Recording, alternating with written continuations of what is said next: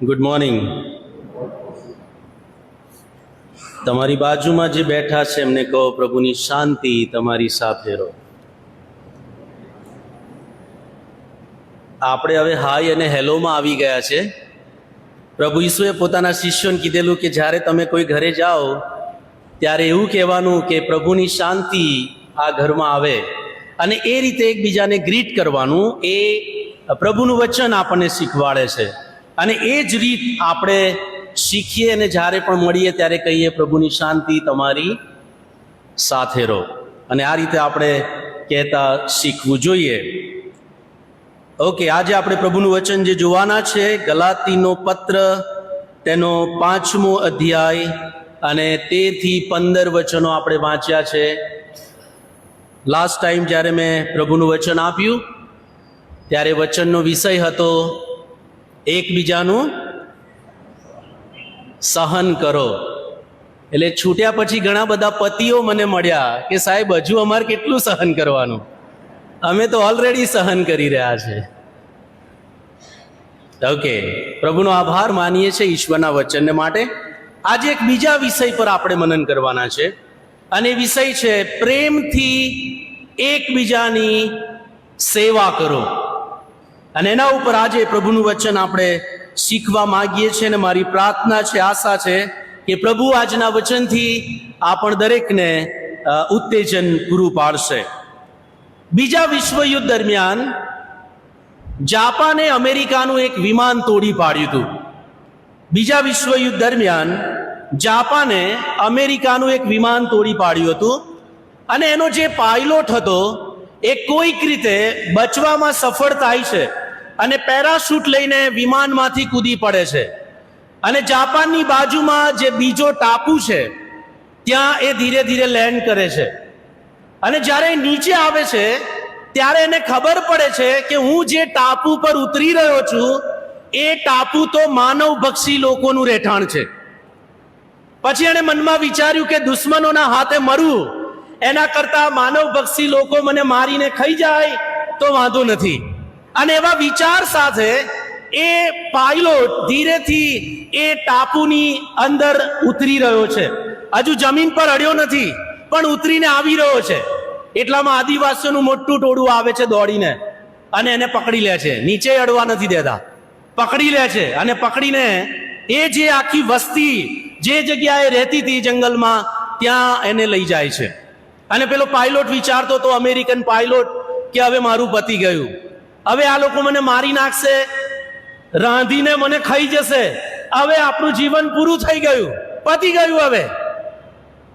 પણ એના આશ્ચર્યમાં કંઈક અલગ બાબત બને છે એની સાથે. ઇતિહાસ એવું કહે છે કે પેલા જે આદિવાસી લોકો હતા એમણે આ પાયલોટને મારી નાખ્યો નહીં, પણ એ લોકોએ એની મદદ કરી. એ જે ગવાયો હતો ત્યાં એમણે એને ઔષધિઓ લગાડી, એને પાટા બાંધ્યા, અને થોડા દિવસ સુધી એ લોકોએ આ પાયલોટને પોતાની પાસે રાખ્યો, અને બને ત્યાં સુધી બધી જ રીતે એની મદદ કરવાનો પ્રયત્ન કર્યો. એક દિવસે સાંજે આ પાયલોટ વસ્તીમાં ફરવા નીકળે છે, અને એક આદિવાસી વ્યક્તિ લાકડાનો ઢગલો કરીને એને સળગાવીને 2 લાકડા ઊભા કરીને એક આડું લાકડું બાંધેલું ને ત્યાં એક માટલું લટકાવેલું, અને નીચે લાકડા સળગી રહ્યા હતા, અને માટલા ઉપર બાંધીને કશુંક રાંધી રહ્યો હતો. અને જે લાકડા સળગતા હતા એના અજવાળામાં બેસીને પેલો આદિવાસી જે માનવભક્ષી હતો એ આદિવાસી એક પુસ્તક વાંચી રહ્યો હતો. અને આ અમેરિકન વ્યક્તિ ત્યાં જાય છે, એ પુસ્તકને જુએ છે, અને એને ખબર પડે છે કે આ પુસ્તક તો બાઇબલ છે. અને પછી આ અમેરિકન પાયલોટે પેલા આદિવાસીને પૂછ્યું, do you believe in this book? આદિવાસીને પૂછવામાં આવ્યું કે શું તું આ પુસ્તકમાં વિશ્વાસ કરે છે? અને પેલા આદિવાસીએ બહુ સરસ જવાબ આપ્યો, જો હું આ પુસ્તકમાં વિશ્વાસ કરતો ના હોત તો તું આજે અહીં ના બેઠો હોત, આ માટલામાં હોત. આ પુસ્તકે મારા જીવન જીવવાની રીતને બદલી નાખી છે. હાલેલુયા! આ પ્રભુના વચનની અંદર તાકાત છે. અને એને કીધું કે જો આ પુસ્તક મને ના મળ્યું હોત તો મારું જીવન પહેલાના જેવું હોત, પણ આ પુસ્તકે, આ બાઇબલે બાઇબલના વચને, સુવાર્તાએ મારા જીવનની શૈલીને બદલી નાખી છે. હવે હું મારનાર નથી, હવે હું બચાવનાર છું. હવે હું હેરાન કરનાર નથી, હવે હું સેવા કરનાર વ્યક્તિ છું. કારણ કે પ્રભુનું વચન, પ્રભુ ઈસુનું જીવન, ઈસુ ખ્રિસ્તની સુવાર્તા મને સેવા કરવાને માટે ઉત્તેજન પૂરું પાડે છે. આઈ એમ અ પર્સન હુ સર્વ્સ નાઉ. હવે હું એવો વ્યક્તિ છું જે સેવા કરી રહ્યો છે. અને આ વ્યક્તિના આશ્ચર્યમાં એને જે વિચાર્યું નહોતું એવી બાબતો એની સાથે બને છે. બાઇબલમાં આ તાકાત છે, સુવાર્તામાં આ તાકાત છે. ગલાતીનો પત્ર 5મો અધ્યાય અને 13મા વચનમાં આપણે વાંચ્યું, જ્યાં પ્રભુના સેવક પાઉલ પ્રેરિત લખે છે, તમને સ્વતંત્રતા પ્રાપ્ત કરવાને બોલાવેલા હતા. માત્ર એટલું જ કે તે તમારી સ્વતંત્રતા શારીરિક વિષય ભોગને અર્થે ન વાપરો, પણ પ્રેમથી એકબીજાની સેવા કરો.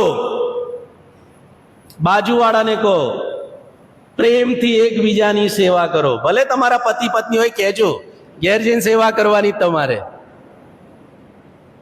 શીખવું પડશે આ આપણે, કેમ કે બાઇબલ શીખવે છે આ પ્રેમથી એકબીજાની સેવા કરો.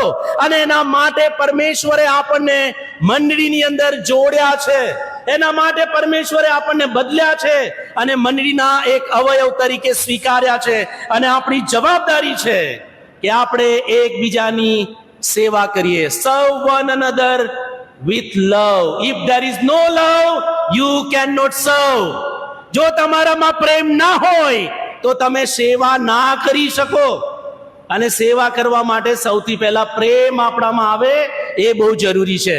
અને એટલા માટે પ્રભુનું વચન આજે સવારે શીખવાડે છે, સેવા કરતા શીખીએ, એકબીજાની સેવા. ગલાતીની મંડળીમાં કેટલાક યહૂદી લોકો હતા જે યહૂદીમાંથી ખ્રિસ્તી થયેલા, અને આ જે યહૂદીઓ હતા એ વિદેશીમાંથી ખ્રિસ્તી થયેલા લોકોને સુન્નત કરવાની ફરજ પાડતા હતા. અને એવું કહેતા હતા કે જો તમારી સુન્નત ના થાય તો તમે પ્રભુના લોકો નથી. પ્રભુના લોકો બનવા માટે સુન્નત કરવી એ ફરજિયાત છે. અને આવા યહૂદી લોકો વિદેશીઓમાંથી થયેલા ખ્રિસ્તીઓને ફરજ પાડતા હતા કે એ લોકો સંપૂર્ણપણે ઈશ્વરના બની શકે, મંડળીના બની શકે, માટે એમની સુન્નત કરવામાં આવે.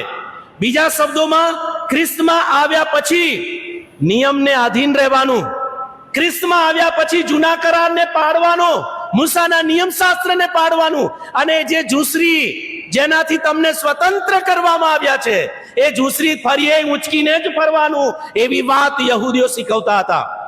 અને એટલા માટે મંડળીમાં બહુ બધા પ્રશ્નો હતા ગલાતીની મંડળીમાં. અને જો તમે ગલાતીનો પત્ર 6 અધ્યાય છે ધ્યાનથી વાંચો તો 6 અધ્યાયમાં 10 વખત સ્વતંત્રતા શબ્દ લખવામાં આવ્યો છે. 10 વાર સ્વતંત્રતા શબ્દ વાપરવામાં આવ્યો છે. અને પાઉલ મંડળીને ઉત્તેજન આપે છે કે તમને સ્વતંત્ર થવાને માટે તેડવામાં આવ્યા છે. આપણું ક્વાયર આજે જો તિરંગાના રંગમાં રંગાયેલું આપણને જોવા મળે છે, કેમ કે થોડા દિવસ પછી આપણે સ્વતંત્રતા દિવસ ઉજવવાના છે. એની સાથે સાથે આપણે ખ્રિસ્તમાં જે સ્વતંત્રતા મળી છે એને પણ યાદ કરીએ, અને મંડળીમાં આપણી જે જવાબદારીઓ છે એના વિશે આપણે ગંભીર બનીએ. આપણને સ્વતંત્ર કરવામાં આવ્યા નિયમથી, પાપની ઝૂંસરીથી, એ બોજાથી કે જે પ્રભુ ઈસુ ખ્રિસ્તે પોતાનો ઉપર લઈ લીધો. અને એમણે લોકોને કીધું, ઓ પાપના ભારથી લદાયેલાઓ, તમે મારી પાસે આવો, હું તમને વિસામો આપીશ. મારી પાસેથી શીખો, મારી ઝૂંસરી સહેલી છે, મારો બોજો હલકો છે, અને તમે મારામાં આવીને સ્વતંત્ર થાઓ. અને શું કરવાનું છે? સ્વતંત્રતા, તમને જે સ્વતંત્રતા મળી છે એનો ઉપયોગ એકબીજાની સેવા કરવા માટે વાપરવાનો છે. આ સુન્નતનો પ્રશ્ન એટલો બધો જટિલ બની ગયેલો કે 15મી કલમમાં 5મો અધ્યાય 15માં પાઉલ કેવા શબ્દો વાપરે છે. તમારી પાસે બાઇબલ છે, જોવાનો પ્રયત્ન કરો પ્લીઝ, ખોલીને જુઓ. 15મી કલમ 5મો અધ્યાય. બહુ ભયંકર શબ્દો લખ્યા છે. પણ જો તમે એકબીજાને કરડો, આ પહેલો શબ્દ. ઓકે, બીજો શબ્દ ફાડી ખાઓ. ત્રીજો શબ્દ એકબીજાથી નાશ પામો. કરડવું, ફાડી ખાવું અને નાશ પામવું. અને આ કરડવું ને ફાડી ખાવું કોણ કરતા હતા ખબર છે? જાપાનની બાજુમાં પેલો ટાપુ હતો ને, એ લોકો કરતા હતા. દે વેર કેનિબલ્સ. એ લોકો માનવ ભક્ષી હતા. અને ગલાતીની મંડળીમાં આવી જ પરિસ્થિતિ હતી કે લોકો એકબીજાને કરડવા, ફાડી ખાવા અને એકબીજાથી નાશ પામવાના પ્રયત્નો કરતા હતા. અને હું તમને કહું, બરાબર આવું જ આજે આપણી મંડળીઓમાં ચાલી રહ્યું છે. આપણે કરડીએ છીએ, આ બચકા નહીં ભરતા એ વસ્તુ અલગ છે, પણ કરીએ છીએ તો એવું જ ફાડી ખાવાના પ્રયત્નો કરીએ છીએ, એકબીજાનો નાશ કરવાના પ્રયત્નો કરીએ છીએ.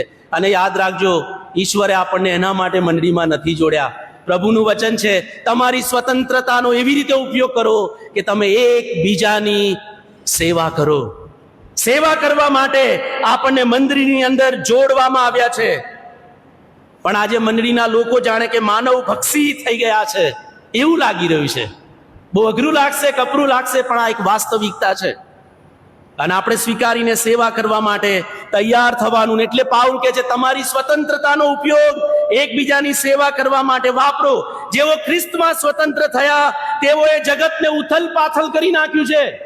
એમની સેવાઓએ જગતને ઉથલ પાથલ કરી નાખ્યું છે. એવા કામો એમને કર્યા છે. મિશનરીઓ ભારતમાં આવ્યા એ પહેલાનું ભારત તમે તપાસજો. It was full of darkness. અંધકારથી ભરેલું હતું. સ્ત્રીઓનું કોઈ માન નહોતું. સ્ત્રીઓને દૂધ પીતી કરવામાં આવતી હતી, દેવદાસી કરવામાં આવતી હતી, સતી પ્રથા ચાલતી હતી. જ્યારે પતિ મરણ પામે ત્યારે સ્ત્રીને જીવતી સળગાવી દેવામાં આવતી હતી. આવા બધા કેટલા બધા દૂષણો હતા. It was the gospel of Christ that made us free. પ્રભુ ઈસુ ખ્રિસ્તની સુવાર્તા છે જેણે આ બધી જ પરિસ્થિતિઓમાંથી આપણને સ્વતંત્ર કર્યા છે. અને આજે આપણે સ્વતંત્ર ભારતમાં પ્રભુના લોકો તરીકે જીવી રહ્યા છે.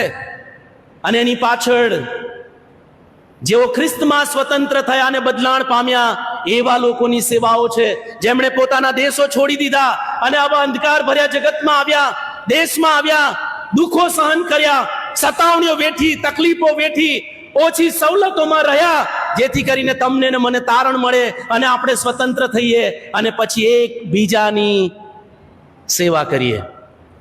Vote are we doing today? આપણે શું કરી રહ્યા છે આજે? બાઇબલ કહે છે તમને સ્વતંત્ર કરવામાં આવ્યા એટલા માટે કે તમે એકબીજાની સેવા કરો.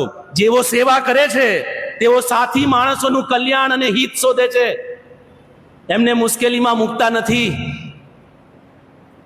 જો તમે સેવા કરી રહ્યા છો તો તમારે તમારી સાથે બાંકડા પર બેઠેલા વ્યક્તિનું હિત અને કલ્યાણ શોધવાનું છે.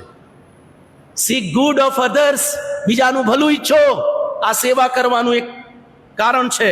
સેવા કરનારા સમસ્યાનો ઉકેલ શોધે છે, એને ગૂંચવી નાખતા નથી. આ સેવા કરવાની છે મંડળીની અંદર.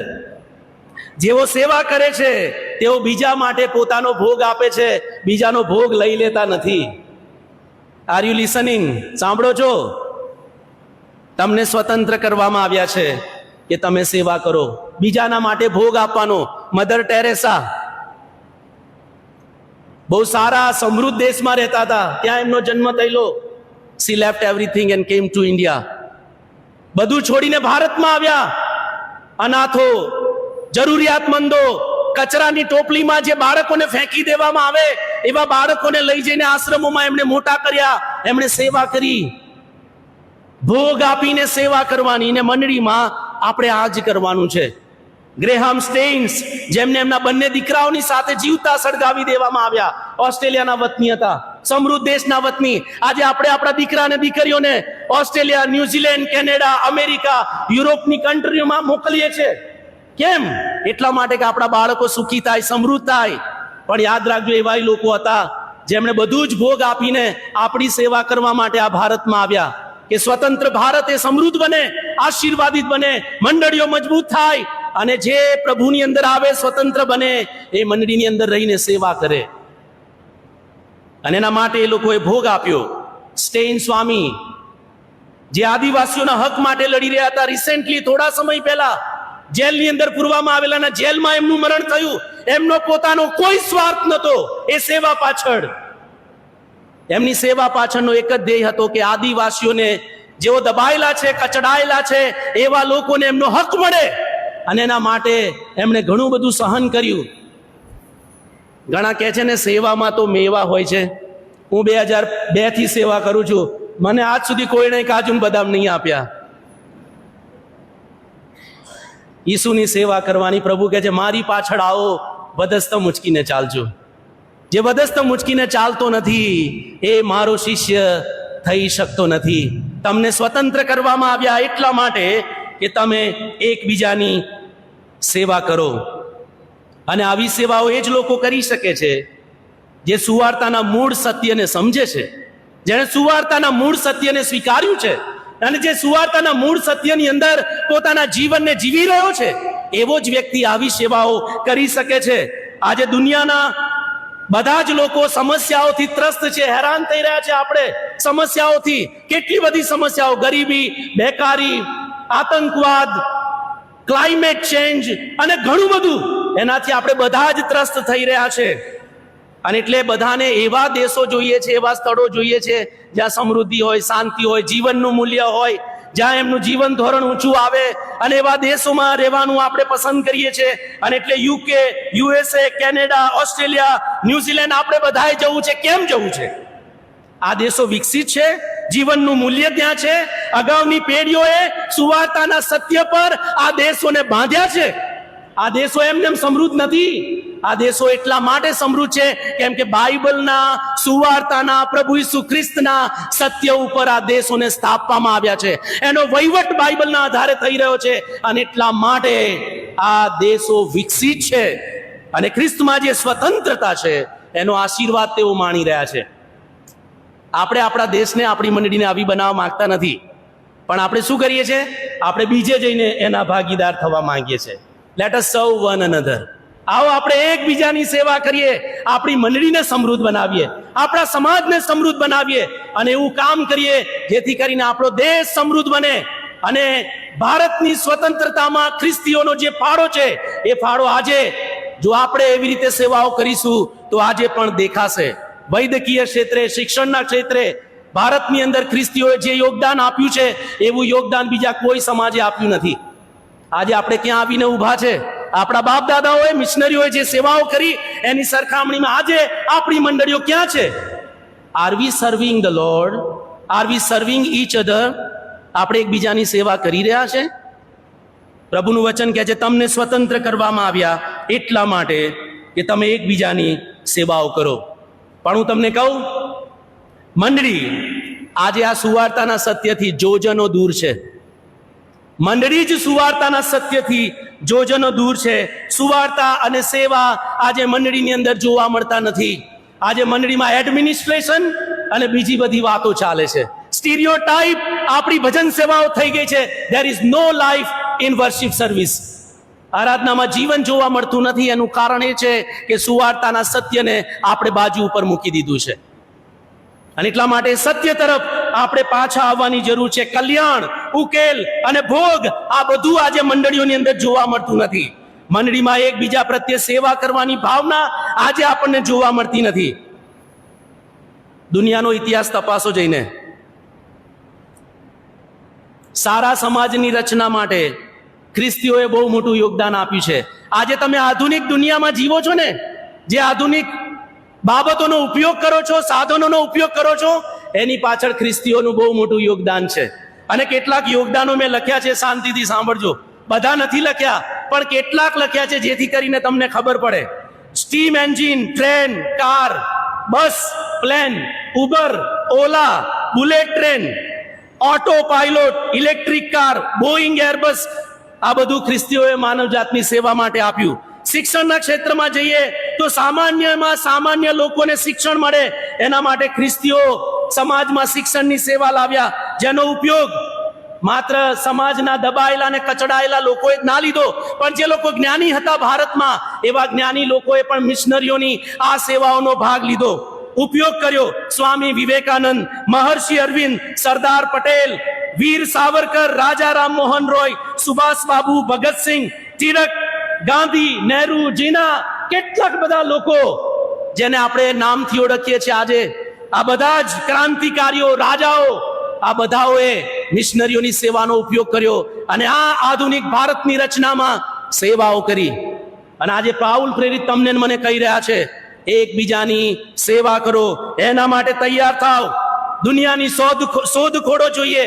ગેલિલિયો એણે શોધી કાઢ્યું કે પૃથ્વી, આપણું જે બ્રહ્માંડ છે એ પૃથ્વી કેન્દ્રિત નથી, પણ એ સૂર્ય કેન્દ્રિત છે, એ ગોળ છે. અને આ બહુ મોટી શોધખોળ ગેલિલિયોએ કરેલી.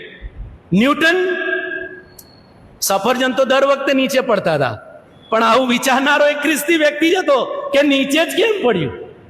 Vote is the reason?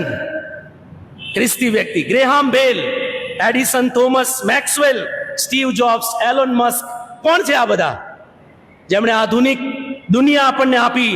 ખ્રિસ્તીઓ છે. જગતમાં 38,000 મલ્ટીનેશનલ રજિસ્ટર્ડ કંપનીઓ છે. અને હું તમને કહું, એમાંથી 32,000 મલ્ટીનેશનલ રજિસ્ટર્ડ કંપનીઓના માલિકો ખ્રિસ્તીઓ ને યહૂદીઓ છે.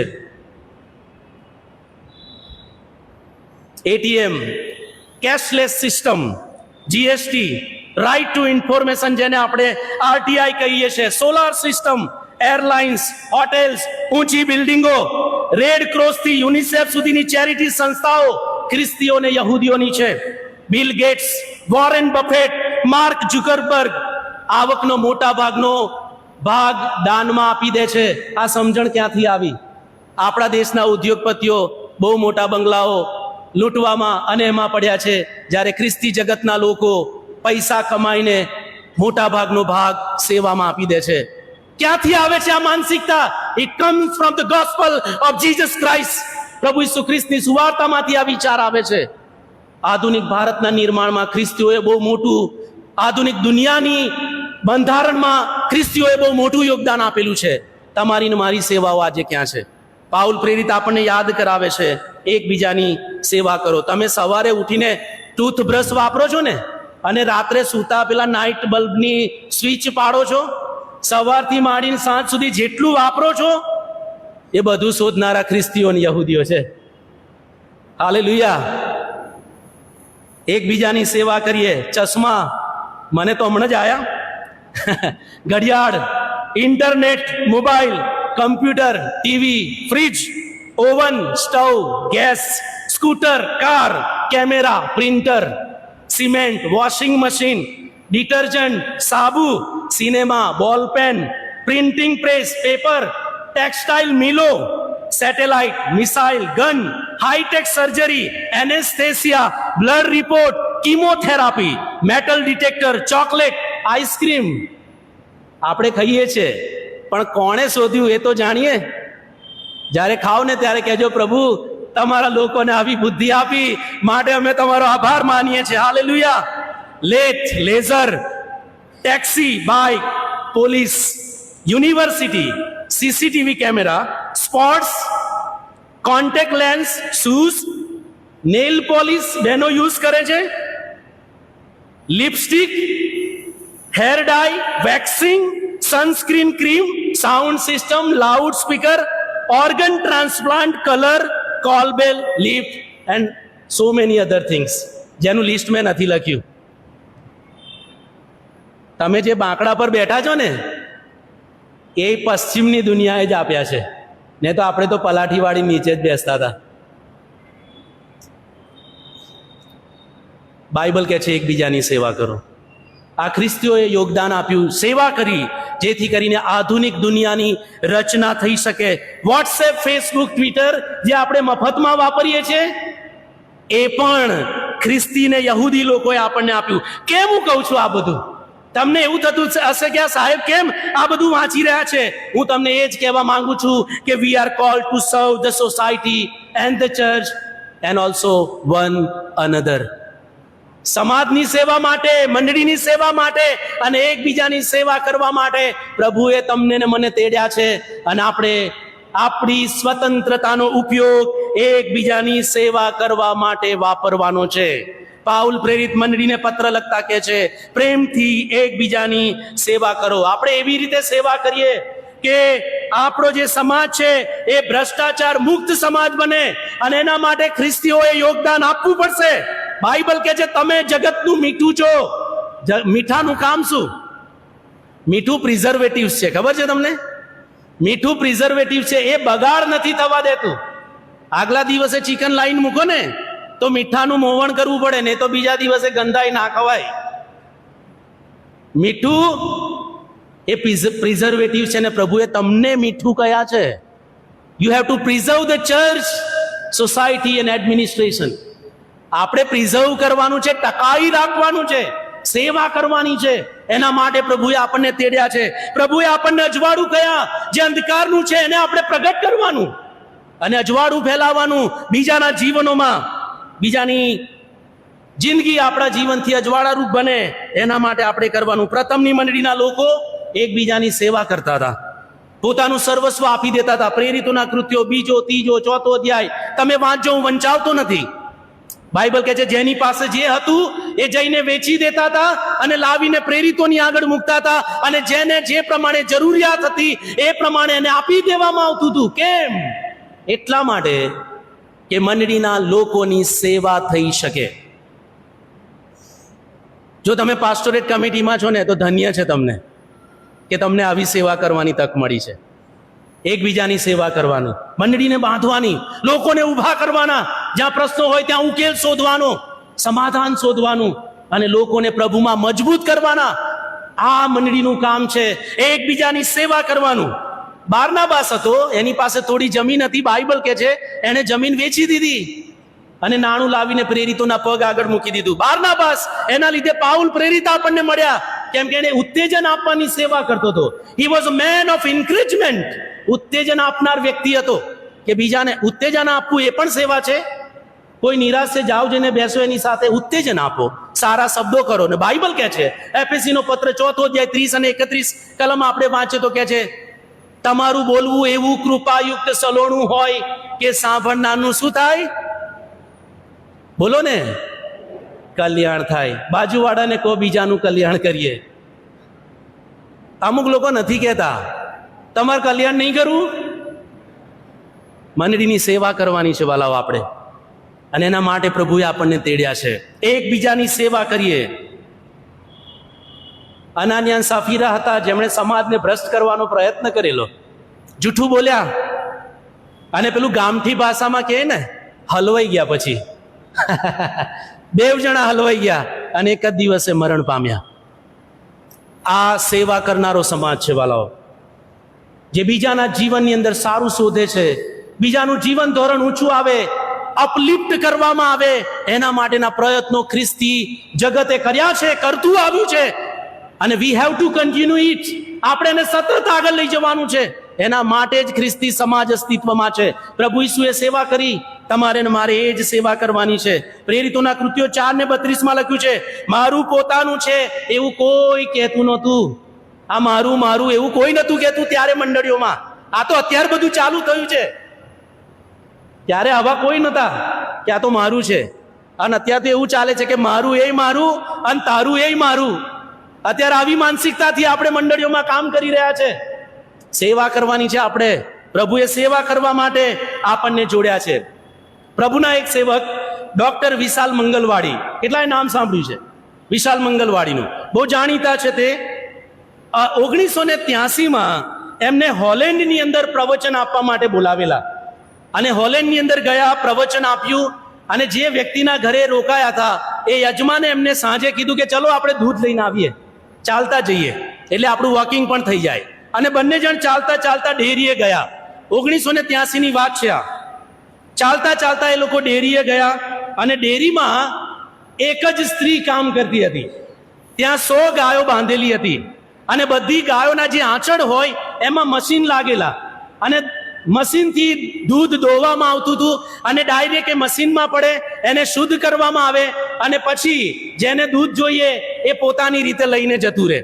એટલે આ પેલા યજમાન હતા, એમણે દૂધની પાસે ગયા, એમણે જેટલું દૂધ જોઈતું હતું એટલું એમણે લીધું, ખિસ્સામાંથી પૈસા ડબ્બામાં નાખ્યા, જેટલા દૂધના પૈસા થતા હતા એ પૈસા એમણે નાખ્યા ને જે વધતા હતા એમણે લઈ લીધા. અને વિશાલ મંગલવાડી આ બધું જોઈ રહ્યા હતા અને એમણે કીધું કે યાર આ બહુ અદ્ભુત વસ્તુ છે. કોઈ વ્યક્તિ નથી પૈસા લેવા માટે, દૂધ આપવા માટે, તમારો સમાજ બહુ અદ્ભુત છે. અને વિશાલ મંગલવાડીએ કીધું કે જો અમારા ત્યાંનો ગ્રાહક હોત ને તો દૂધઈ લઈ જાત ને પૈસાય લઈ જાત. થોડા વખત પછી વિશાલ મંગળવાડી આફ્રિકા ગયા અને એમણે એમનો આ અનુભવ આફ્રિકાના લોકોને કીધો. અને મીટિંગ છૂટ્યા પછી આફ્રિકાનો એક માણસ એમની જોડે આવ્યો અને એમણે કીધું કે સાહેબ, તમારા ત્યાંનો તો દૂધ અને પૈસા જ લઈ જતો ને, અમારા ત્યાંનો હોત ને તો દૂધય લઈ જાત, પૈસાય લઈ જાત ને ગાયોય છોડી જાત. આ સમજણ ત્યારે જ આવે છે જ્યારે સુવાર્તાના સત્ય પર સમાજનું બાંધકામ થાય છે. હોલેન્ડમાં આવું થઈ રહ્યું છે. ત્યાં પૈસા લેવા માટે વ્યક્તિ નથી, દૂધ આપવા માટે વ્યક્તિ નથી, પણ સારો વહીવટ થાય છે, યોગ્ય રીતે એડમિનિસ્ટ્રેશન થાય છે, સમાજમાં શાંતિ, સમૃદ્ધિ, સુખાકારી છે, જીવન મૂલ્ય ઊંચું છે. એનું કારણ પ્રભુ ઈસુ ખ્રિસ્તની સુવાર્તા છે, જેણે આપણને સ્વતંત્ર કર્યા છે અને જેણે આપણને સેવાને માટે તેડ્યા છે. અને આજે આપણી પાસે એ જ અપેક્ષા રાખવામાં આવે છે કે આપણે એકબીજાની સેવા કરીએ. ગલાતીનો પત્ર 5-6 અધ્યાય 10મા વચનમાં પાઉલ પ્રેરિત લખે છે, માટે જેમ પ્રસંગ મળે તેમ આપણે બધાનું અને વિશેષ કરીને વિશ્વાસના કુટુંબના જે છે તેઓનું સારું કરીએ. બીજાનું તો કરવાનું, પણ જે મંડળીના છે ને એમના માટે લખ્યું છે વિશેષ કરીને મંડળીના લોકોનું સારું કરીએ, સેવા કરીએ. એના માટે તમને ને મળે આપણને તેડ્યા છે. ઉત્તેજન આપીએ, મદદ કરીએ, પ્રાર્થના કરીએ, એમનું સાંભળીએ, તકલીફમાં હોય તો એમની સાથે જઈને ઊભા રહીએ. Church exist to serve the people of the world and of the church. મંડળીના અને જગતના લોકોની સેવા માટે મંડળીનું અસ્તિત્વ છે. અને જે મંડળી સેવા કરતી નથી એ મંડળી ઈસુની મંડળી ના હોઈ શકે. હું નહીં માનતો કે ઈસુની મંડળી હોય જો એ સેવા ના કરે. સેવા કરવાની, આનંદથી સેવા કરીએ, કચવાતા મને નહીં, ફરજ પડે એટલે નહીં, પણ ખુશીથી કરીએ જેમ પ્રભુ ઈસુ ખ્રિસ્તે કર્યું. સેવા કરનારા ધણીપણું નથી કરતા, યાદ રાખજો. ડોમિનેટ નથી કરતા. આજે મંડળીઓમાં આવું ચાલી રહ્યું છે. આપણે ડોમિનેટ કરીએ છીએ, આપણે ધણીપણું કરીએ છીએ. પ્રભુ ઈસુએ ના પાડ્યું છે આવું કરવાનું. સેવક બનવાનું કીધું છે પ્રભુએ. સેવક પ્રધાન શાહી મંડળીમાં ચાલે. સેવક પ્રધાન શાહી એનો મતલબ એ થાય, ધ્યાનથી સાંભળીએ, સત્તાધારી માણસ જે સત્તા ઉપર છે એ માણસ બાકીના સામાન્ય માણસોની સેવા કરે, એ મંડળીમાં ચાલે. એવું બાઇબલ આપણને શીખવાડે છે. એ સમજણ, એ ભાવના મંડળીના લોકોમાં હોવી જોઈએ. અને એ રીતે આપણે સેવા કરવાની. પાઉલ કહે છે અમે સેવકો છે, અમે ઈસુના લીધે તમારા દાસો છે. એવું પાઉલ પ્રેરિત મંડળીના લોકોને લખે છે. હમણાં રિસેન્ટલી નેધરલેન્ડના વડાપ્રધાન રિટાયર્ડ થયા અને પછી વડાપ્રધાનનું ઘર છોડીને જતા હતા, સાયકલ લઈને ગયા. અને આપણે બધાએ વિડીયો અને ફોટા શેર કર્યા વોટ્સએપમાં અને ફેસબુકમાં, જોઈને આનંદ પાડ્યા. આપણને આશ્ચર્ય થયું કે હા હા કેટલું ગજબ. અને આપણે અહીંયા સરપંચ બન્યા હોય ને તોય 5 વર્ષ સુધી અલગ જ મૂડમાં જીવતા હોય. એવું ચાલે છે આપણે અહીંયા. કેમ? સુવાર્તાના સત્યમાં જીવે છે લોકો. બ્રિટનના વડાપ્રધાન ટ્રેનમાં ઊભા જઈ શકે છે. કેમ? સમજણ છે સુવાર્તાની. સ્વીડનના અધિકારીઓ બ્રીફકેસ હાથમાં લઈને ચાલતા જાય છે. કેમ? સુવાર્તાનું સત્ય એમના જીવનોમાં છે. યુએસએના પ્રમુખ બરાક ઓબામા શોપિંગ સેન્ટરમાં લાઈનમાં ઊભા રહે છે. આપણા ત્યાં નથી થતું આવું. કેમ? સુવાર્તાનું સત્ય એ સમાજને બાંધે છે. આપણા દેશમાં જે આગેવાનો હતા, પહેલા રાજા કહેવાતા, મહારાજા, સમ્રાટ, ચક્રવર્તી, નવાબ, સુલતાન કહેવાતા હતા. અને અત્યારે જે સર્વોચ્ચ સત્તા અધિકારી છે એના માટે પ્રાઇમ મિનિસ્ટર શબ્દ આવ્યો. તમને ખબર છે આ બાઇબલ આ શબ્દ ક્યાંથી આવ્યો? પ્રભુ ઈસુના ઉપદેશમાંથી. આપણે હવે કિંગ નથી કહેતા, આપણે હવે બોસ નથી કહેતા, આપણે હવે પ્રાઇમ મિનિસ્ટર કહીએ છીએ. પ્રભુ ઈસુના ઉપદેશનો આ શબ્દ છે. પ્રભુ ઈસુ જ્યારે વધસ્તંભે જડાવવાના હતા એની આગલી રાતે ઉપલી મેળી પર પોતાના શિષ્યોની સાથે એમણે પ્રભુ ભોજન પાડ્યું. અને જ્યારે શિષ્યો ટેબલ પર બેઠેલા, ઈસુ ટેબલ પરથી ઊભા થઈ ગયા અને એમણે શું કર્યું ખબર છે? રૂમાલ લીધો, વાસણમાં પાણી લીધું અને પોતાના શિષ્યોના પગ ધોયા. અને એમણે પોતાના શિષ્યોને કીધું, એકબીજાની સેવા કરજો. હું સદાકાળ તમારી સાથે નથી, પણ મેં જે તમને નમૂનો આપ્યો છે એ તમે કરજો. સેવા કરજો એકબીજાની. મેં તમારા પગ ધોયા, તમે હવે એકબીજાના પગ ધોજો. અને હું તમને અહીંયા પગ ધોવાનું નથી કહેતો, હું તમને એવું કહું છું કે એકબીજાની સેવા કરો. મંડળીને બાંધીએ, મંડળીને મજબૂત કરીએ, મંડળીને અપલિફ્ટ કરીએ. એના માટે પ્રભુ આપણને મંડળીમાં લાવે છે. તમારામાં જે મુખ્ય હોય તે બધાનો શું થાય? સેવક થાય, એવું પ્રભુનું વચન કહે છે. તમારામાં જે મુખ્ય હોય એ બધાનો સેવક થાય. મુખ્ય એટલે પ્રાઇમ, સેવક એટલે મિનિસ્ટર. મિની એટલે નાનું. આપણે મિનિસ્ટર એટલે બહુ મોટો શબ્દ બનાવ્યો છે, પણ એકચ્યુઅલ મિનિંગ તો એવો થાય કે મિની એટલે નાનું, મિનિસ્ટર એટલે સેવક. આજે આ વિચાર મંડળીમાં નથી. કહી દઉં, વાંધો નહીં, આપણે અહીંયા ડિસ્ટ્રિક્ટ સુપ્રિન્ટેન્ડન્ટ ચાલે છે, આપણે અહીંયા ડિસ્ટ્રિક્ટ મિનિસ્ટર ચાલવું જોઈતું હતું. કેમ આ વિચાર આપણામાં નથી? પ્રાઇમ મિનિસ્ટર, પ્રભુએ કીધું જે મુખ્ય તવા ચાહે એ બધાનો સેવક થાય. સત્તાનો ઉપયોગ બીજાની સેવા કરવા માટે વાપરવાનો, અને આ પ્રભુ ઈસુનું શિક્ષણ છે. તમને સત્તા મળી છે, ધન્ય છે તમને કે તમને બીજાની સેવા કરવાનો મોકો મળ્યો છે. નમી જજો, નમ્ર થઈ જજો અને સેવા કરજો. પ્રભુનું વચન કહે છે એકબીજાની સેવા કરો. સત્તા પર આવવું હોય ને તો સેવાનું હૃદય રાખજો, નહીં તો સત્તા પર કદી ના આવતા. 1878 છેલ્લી વાત કહીને બંધ કરીશ. 1878 જનરલ વિલિયમ બુથે સાલ્વેશન આર્મીની સ્થાપના કરી અને ઘણા બધા સ્ત્રીઓ અને પુરુષો એમની સાથે જોડાયા. અને બીજો એક માણસ હતો જેણે પણ મંડળી છોડી દીધી અને વિલિયમ બુથની સાથે જોડાયા, જેમનું નામ હતું સેમ્યુઅલ બ્રેંગલ, જે આગળ જતા બિશપ બનવાના હતા. પણ એમણે બિશપનું પદ છોડીને સાલ્વેશન આર્મીમાં એ જોડાઈ ગયા.